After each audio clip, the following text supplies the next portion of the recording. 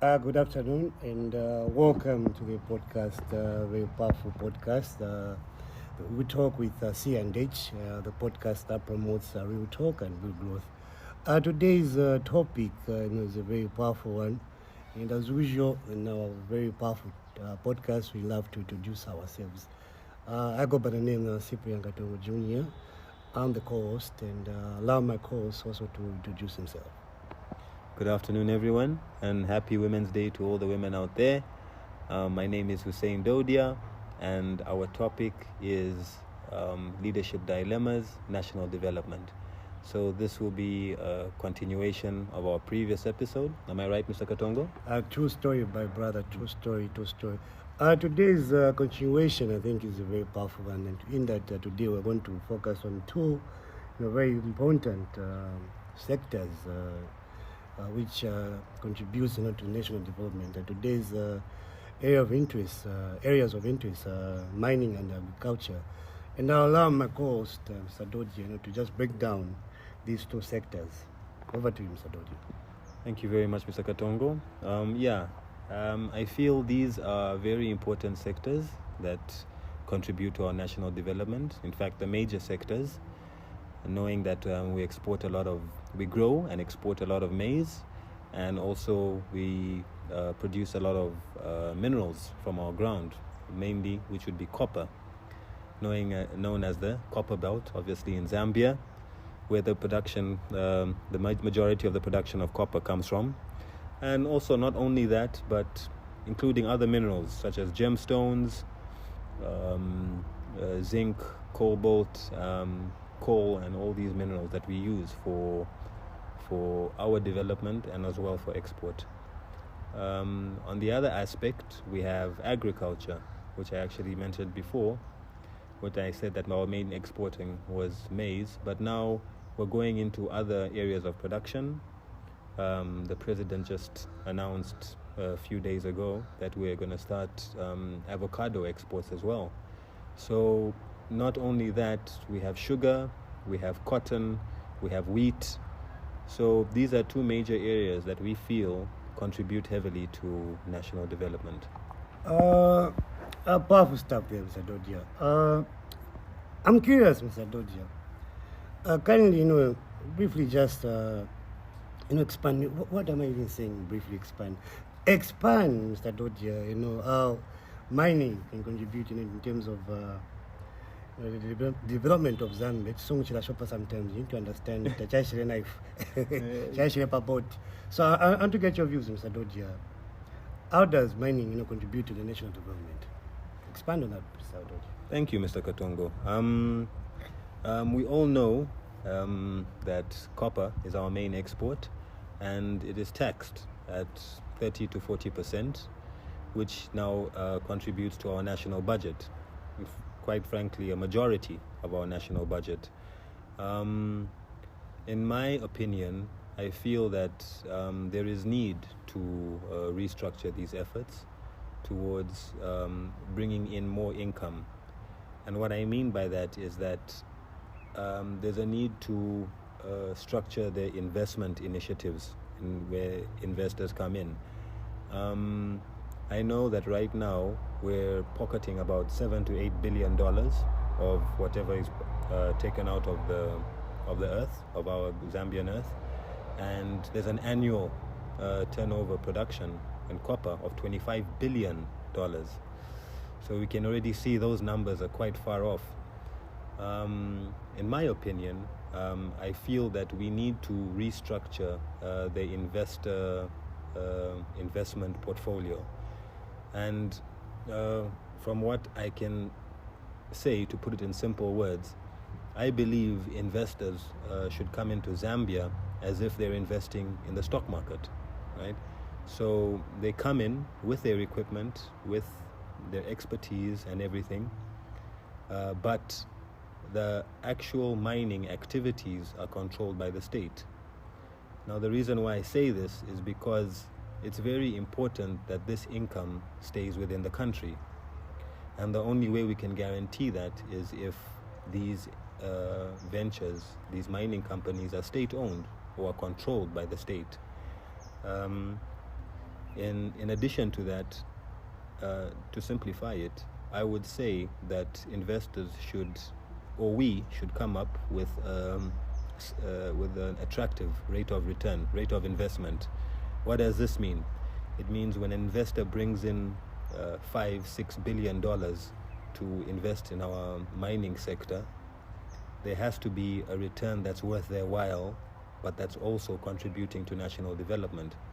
The only way I see that happening is by sort of reversing the equation, where their investors are ultimately sharing the 7 billion and the majority of it is staying within the country to contribute to national development.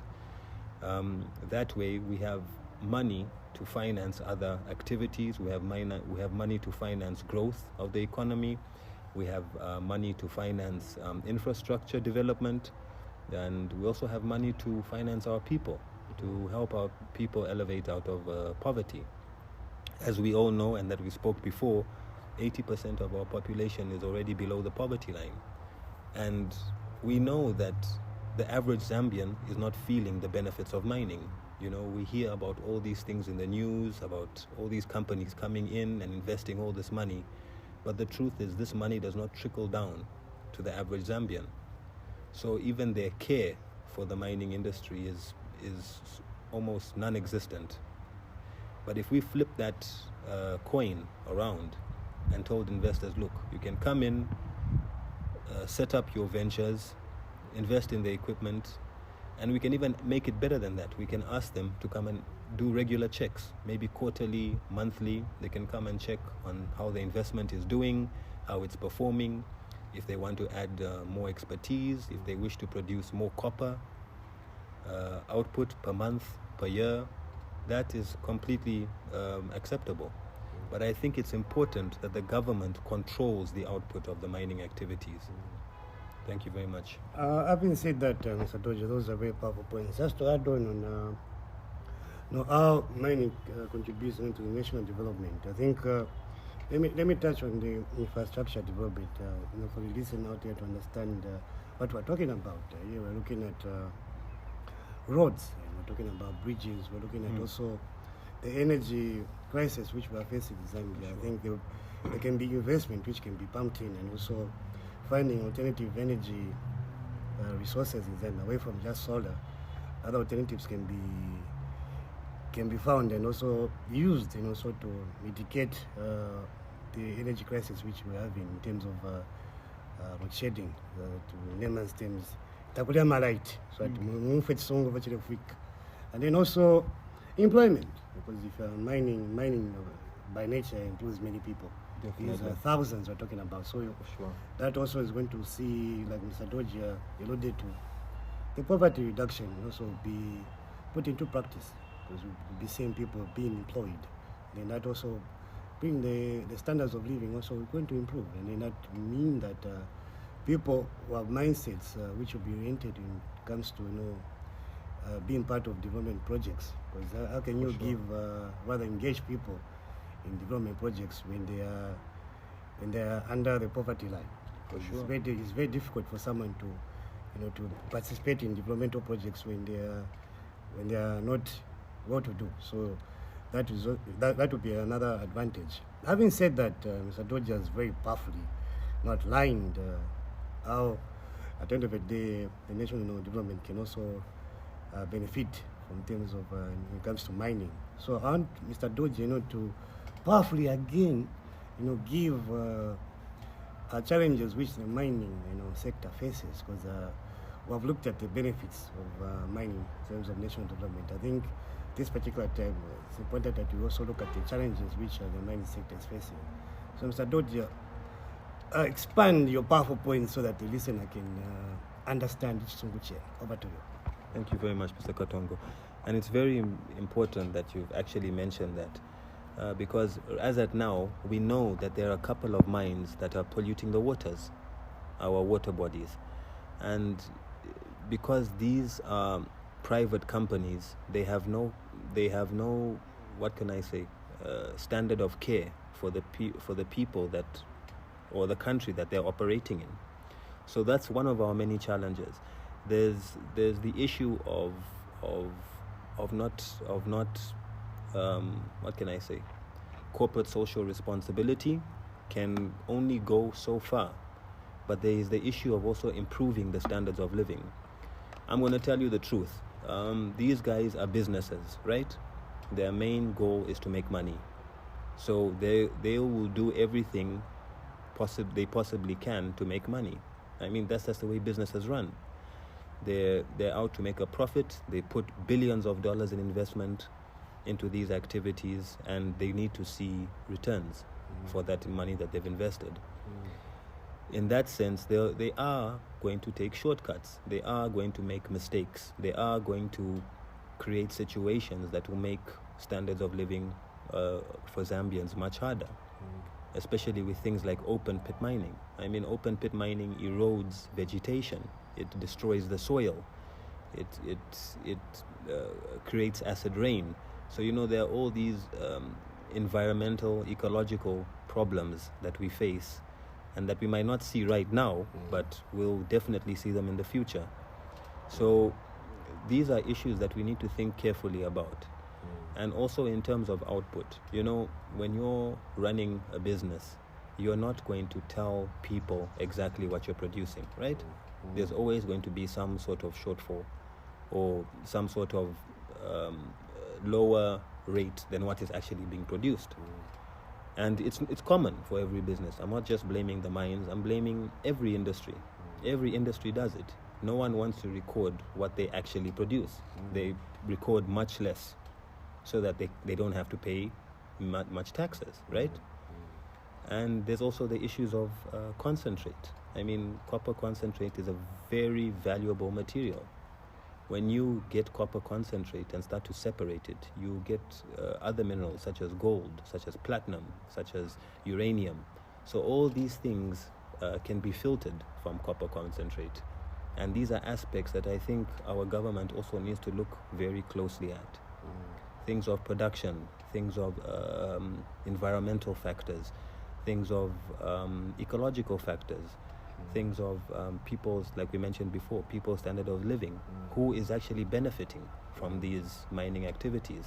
The truth is, it's the majority of people benefiting are the owners of these mining ventures.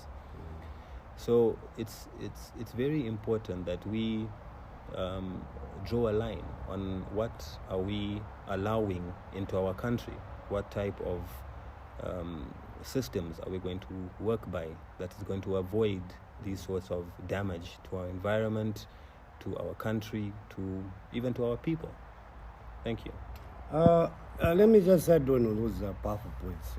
As you can, I'm sure I've read, there was a series of nodding and just putting those were powerful points. In addition to that, I think the other challenges, challenges which can be also added to labor disputes. I think we see in most cases whereby there are strikes. Oh, for sure. And then also that can be a challenge. And also issues of fluctuating global commodity prices. It's not a must that the price of copper, for example, would be the same throughout. So I think those challenges that challenge also can be added. And also Zambians owning mines. I think that should also can fall also under challenges, because it's not every Zambian who owns a mine. No, for sure. So if a Zambian is able to own a mine, that also can contribute, to the national development, because the mine will be segregating within. Yes. And that is going to add on to the national development at the end of the day. Podcast panel. We want to make it very simple for you listeners out there. And also Zambians who want to own mines, I think there is need to educate them. Government should make a deliberate policy to put in place whereby Zambians are well educated on how to run a mine, for example. For sure. And also that is going to make it easier also to do those follow-ups, monitoring and evaluation, how said mines owned by Zambians are operating, and also the contribution in terms of national development at the end of the day. Having said that, Mr. Dodge is there as a course, powerfully, giving points. powerfully giving points now. Let's look at now agriculture. And Mr. Dodia, having looked at mining, but a very powerful interaction there. I want to get your views. Just give the listen the current state of the agriculture sector in Zambia. Just a brief summary before you go to your powerful expander points. Over to you. Definitely. I just wanted to say, most importantly, that I think everyone should know is that Zambia consumes about 3 million tons of maize annually. 2.7 to be exact, to 3 million. We're a growing population, so that number could be much higher by the end of the year. We hold 40% of Southern Africa's natural water bodies. We have 7 Great Lakes, another 9-10 rivers, and over 400 waterfalls. About 400 waterfalls spread across the country. So just on that basis alone, that tells me that our agricultural sector can thrive, regardless of what we grow. And I know maize is our staple product, and it's what feeds Zambians. It's important that we also own that commodity, the agricultural sector, because this is a growing sector. I mean, it has grown already, but the potential for export, the potential for growth, the potential for income is tremendous. And you see, unlike mining, which is resources that are finite, eventually they're going to finish, right? At some point we'll run out of copper, at some point we'll run out of emeralds, at some point we'll run out of all these materials. But with agriculture, it's a sustainable business model. You grow maize this year, you grow it the next year, and for the next 50 years. So it's important that when we're looking at agriculture, we must see it in the sense of not just something that is a basic necessity for our people, but also something that has potential to grow internationally and globally. Thank you very much, Mr. Katon. Just to add on also, so it's important also to give statistics when it comes to talking about such issues.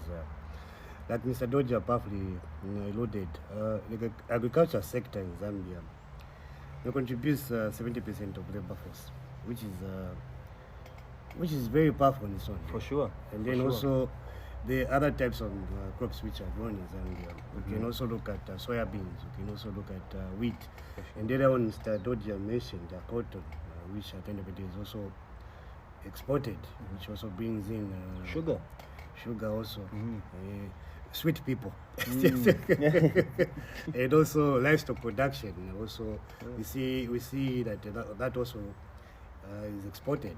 So at the end of the day, agriculture is a very powerful sector in terms of the country's GDP, which is gross domestic product. So you need to understand. Also, how agriculture also contributes to the country's development.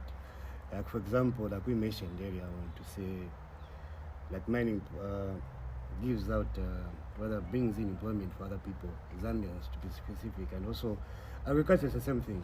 It gives employment opportunities for the masses out there, and also generating revenue through crop and livestock sales, like we earlier mentioned, and also ensuring food security for the country. Because if the country is not safe, doesn't have a national basket which is safe, definitely there will be hunger in the country, and then if hunger is there, then it means that people's morale, to even work, they will be limited. Like inside boss, for sure. So this sector is very important. Having looked at those, few but very powerful points, I want Mr. Dodia, to give also the challenges which are faced in the agriculture sector in Zambia. The challenges. Over to you, Mr. Dodia. Thank you, Mr. Katongo. The main challenge I believe that we're facing is how to distribute resources across the country. I know we have FISIP, which is helping definitely the small and medium scale farmers to produce commodities on a yearly basis, which is a very good program. I commend that program very much. In fact, I would be one of the champions for it. because it helps from the very bottom till the very top to help contribute to the national food basket, as Mr. Katongo placed it. So it's important that even in this aspect, that we look at what are the challenges that we might be facing, and going through the drought spell, going through our current economic crisis, there are ways that we can supplement these trying times. I would suggest, in the first place, would be to add an added initiative on top of FISIP. While we do distribute fertilizer, it would also be good to distribute farming implements, to provide river canals. I mentioned before that we have these sources of water bodies, and if we could create a system of canals that could provide water to each part of the country, even in bad times, these canals would be able to feed into these remote areas, the remote provinces that are not able to produce or do not have the required water bodies, water sources. On top of FISIP, we could also add borehole drillings, which we know we have a lot of underground fresh water. These boreholes could serve a very vital purpose in keeping our national food basket alive and to also help it grow. There's also the issue of managing implements, managing resources. Now, these resources, I believe, should be managed through my main contribution would be to find a way that we can enhance the FISIP program to include other aspects of agriculture, to include other aspects of, like Mr. Katongo mentioned, catering to our livestock, to our export production measures. And the only way I see we can do this is to enhance. And the way that I feel, obviously, that we can enhance FISIP is through mining.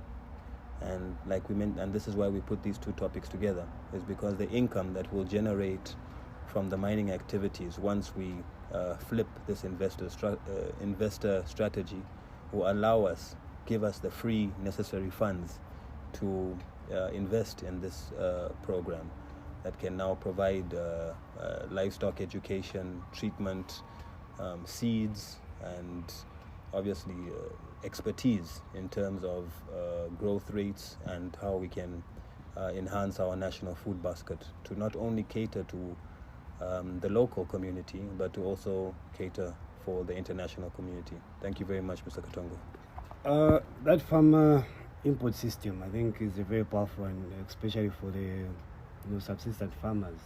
Also, just to briefly, give the points you alluded to, the challenges which are being faced in the agriculture sector in Zambia. You mentioned earlier to say climate change, and luckily, at least the rain pattern has changed in Zambia, and I'm sure farmers are enjoying right now. Those who planted, especially the plants we mentioned there on crops rather, and also the soil, the quality of soil. Also, those are challenges which farmers face, subsistence farmers, for example. And also limited access to markets, and having that knowledge of how to market their produce, and also technology. It's not every subsistence farmer who knows how to do a successful farming. So if that program Sadoja mentioned is expanded, in terms of making subsistence farmers, get educated on how to be successful in the farming industry, I think that can also see a situation whereby goes back to the national development, because the money will be circulating within the nation, and then also at the end of the day, the national food basket also will be secured, because at the end of the day we were talking about away from employment, income for the farmers, and also the development of the nation at the end of the day, and also limited investment in irrigation. It's not every farmer who can afford irrigation. Like the points Mr. Dodja mentioned, finding a way of channeling some channels. Can also contribute for the farmers out there. Government should come in make a deliberate policy under the same, for example, the farmer input system you mentioned, also to expand on how farmers can be having water, to sustain their crops in that sense. And also, high cost of inputs. It's not every farmer who's able to afford fertilizer and seeds. They should also expand to rural areas, especially rural areas, because we see a situation.